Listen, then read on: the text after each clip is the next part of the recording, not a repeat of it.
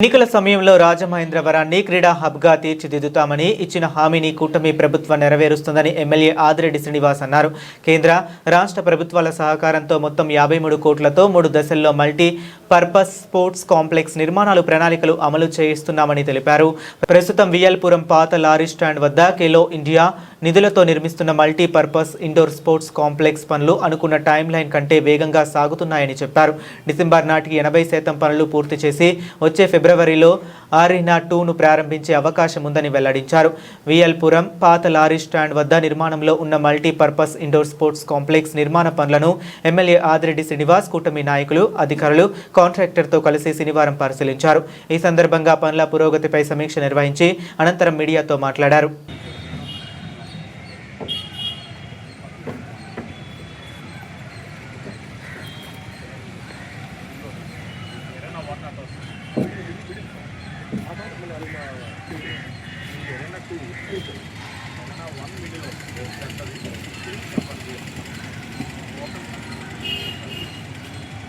Starting లోపల అక్కడికి వెళ్ళి ఫోన్ చేస్తే ఎవరో ఒకళ్ళు వస్తారు బయటికి.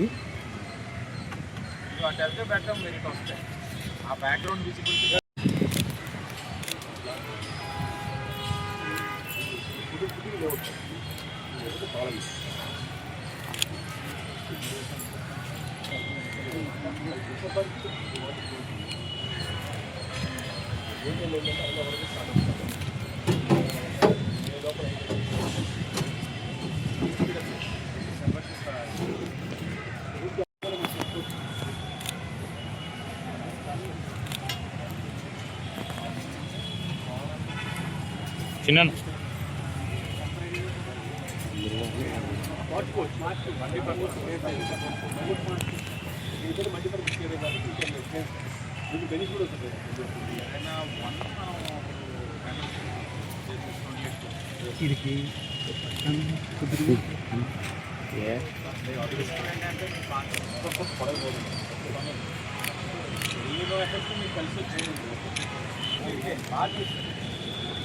అనుకున్న దానికన్నా స్పీడ్ అయిపోయింది.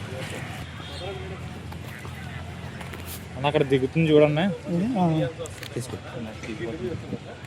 దాన్ని తోసేసి